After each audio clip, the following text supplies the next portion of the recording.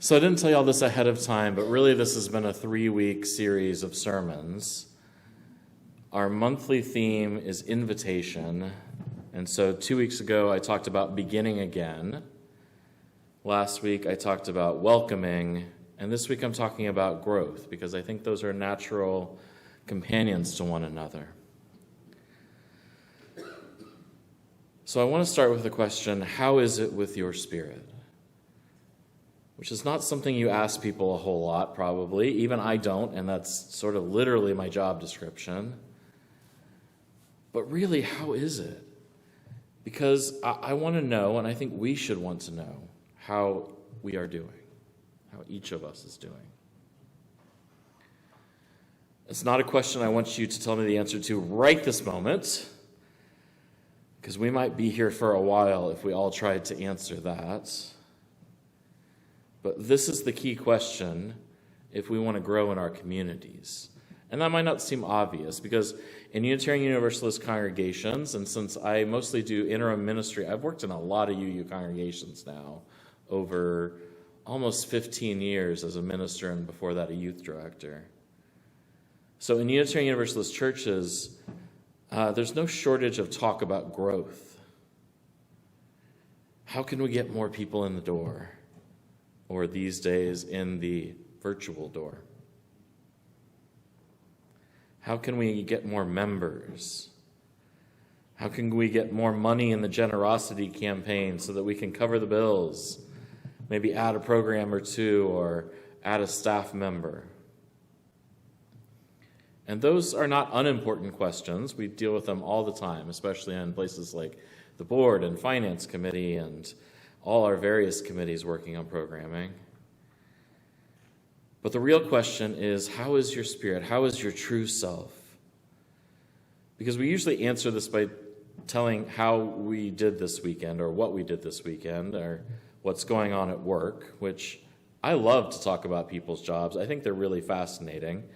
Even if some people no longer find their own jobs fascinating, there's always something interesting there to talk about. But that's not really what I want to ask. I want to ask how you really are. And I want to know how all of us in this community are. Because if we aren't concerned with each other, with our real selves, then I don't know what we're doing here. Because growth is not about bringing more bodies through the door, and if that's our only aim, we're going to fail. Growth needs to be about the transformation of lives, the forming and strengthening of relationships. This is spiritual growth, growth in the depth, not just the breadth of our communities.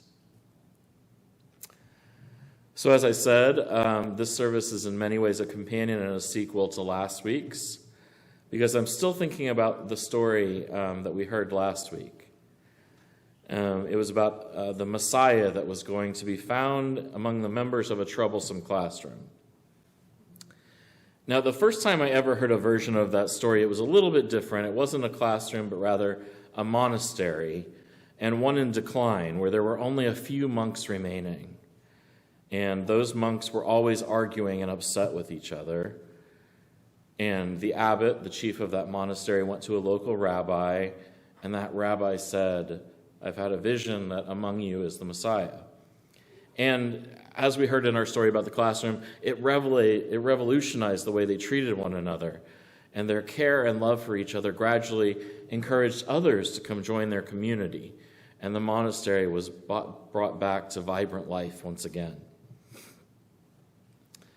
Now, just to be clear, in that story, the abbot goes to his friend, the rabbi, to speak of his woes and to ask for advice.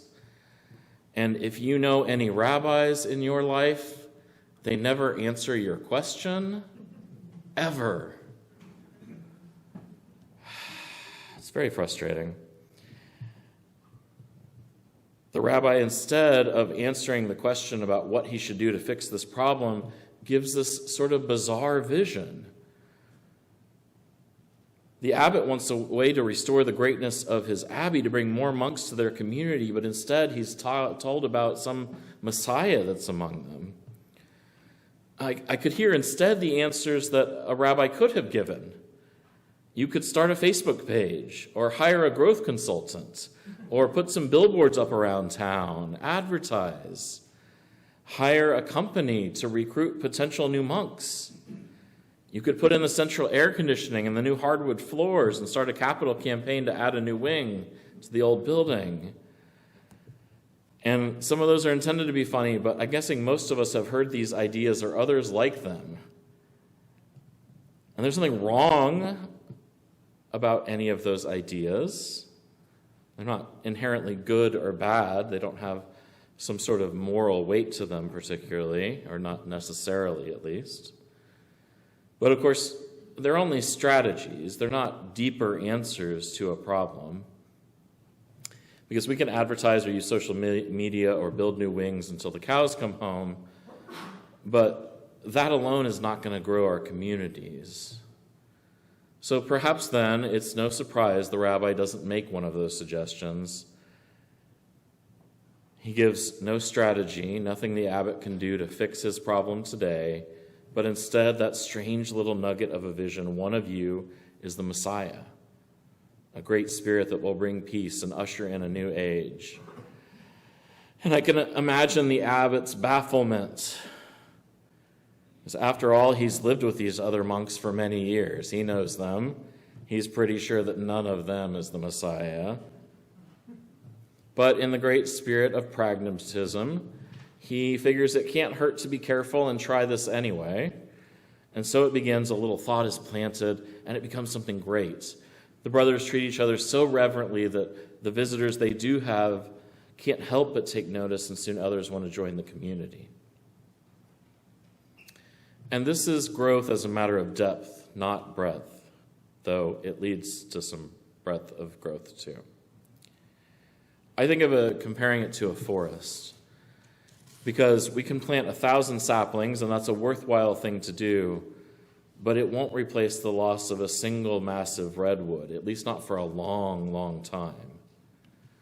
Growth in the depth of spirit, and that's the thing to strive for, because growth in numbers will come. And we have to do both. We plant seeds here every week. And I'm not just talking about back in religious education. I hope all of you feel things that are coming to you about the ways that you can grow and improve. But in addition to that, we have to nurture strong growing trees we already have so they grow stronger and they provide shade, shelter, and stability to those saplings. A healthy forest needs big trees and small ones. And it needs many trees close together and living with and among each other.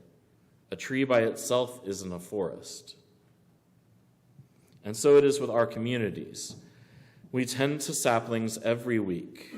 Yes, to our children, to visitors, to our newest members too, who are attempting to begin the process of spiritual transformation that can happen in religious community.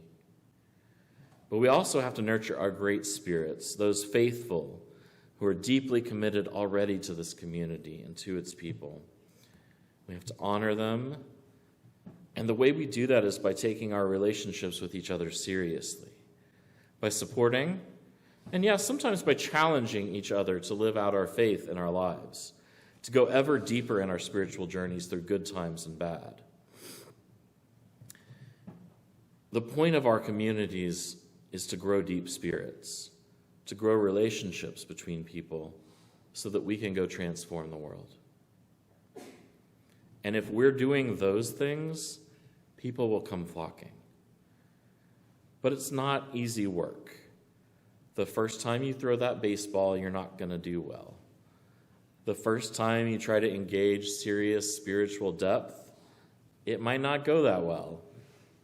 Or it might be difficult, at least.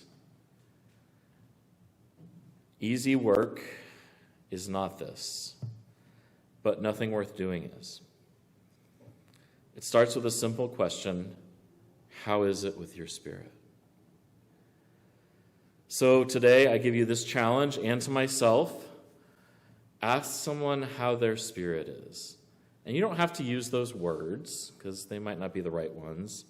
You might instead say, Fred, how are you doing today? I really want to know what's going on with you these days. Maybe we could find a time to talk. Because I continue to look at this congregation and I wonder which of us might be the Messiah. I suppose there's even some tiny chance it might be me, but I doubt it. So friends, let's ask how our own spirits are and how those around us are too. And then get to the work of growing those spirits ever deeper.